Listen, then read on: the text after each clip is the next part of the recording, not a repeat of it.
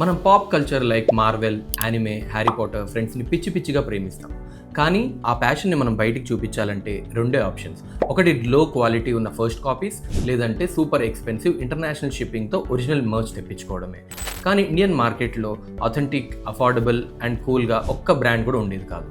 మన ఫ్యాండమ్కి ఒక వాయిస్ ఉండేది కాదు. కరెక్ట్గా అప్పుడే ద సోల్ స్టోర్ వచ్చింది. వాళ్ళు మనం బట్టలు అమ్మే బిజినెస్ కాదు, మనం ఫ్యాండమ్ నమ్మి బిజినెస్ చేద్దామని డిసైడ్ అయ్యారు. This is day 6 of crazy brand strategies. Series నచ్చితే ఫాలో చేయండి. First, they solve the authenticity problem.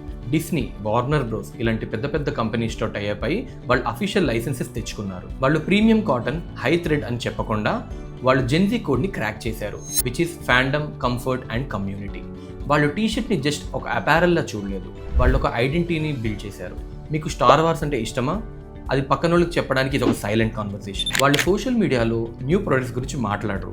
వాళ్ళు mostly trending topics, memes or fan theories గురించి డిస్కస్ చేసేవాళ్ళు. ఆడియన్స్ని కస్టమర్స్లా కాదు, ఒక సోల్ స్క్వాడ్లా ట్రీట్ చేసేవాళ్ళు. బయింగ్ ప్రాసెస్ని ఒక సెన్స్ ఆఫ్ బిలాంగింగ్గా మార్చేశారు. రిజల్ట్ ఏంటంటే వాళ్ళు ఒక జస్ట్ ఈ కామర్స్ బ్రాండ్లా కాకుండా ద సోల్ స్టోర్ ఒక కంప్లీట్ పాప్ కల్చర్ మూమెంట్లా మారింది. ముంబైలో ఒక చిన్న ఫ్లాట్లో స్టార్ట్ అయ్యి ఇప్పుడు 400+ crores రెవెన్యూతో 50+ స్టోర్తో ఇండియాలో వాళ్ళు ఒక మూమెంట్ని క్రియేట్ చేశారు. సో కొన్నిసార్లు ప్రైస్ ఆర్ క్వాలిటీ గురించి మాట్లాడే బదులు కస్టమర్ ప్యాషన్తో ఇంకా కమ్యూనిటీతో కనెక్ట్ అవ్వడం చాలా బెటర్గా వర్కౌట్ అవుతుంది. క్రేజీ కదా? ఈ సిరీస్లో నేను ఇంకో 43 వీడియోస్తో ఇలాంటి క్రేజీ బ్రాండ్ స్టోరీస్ చెప్తాను. So follow for more.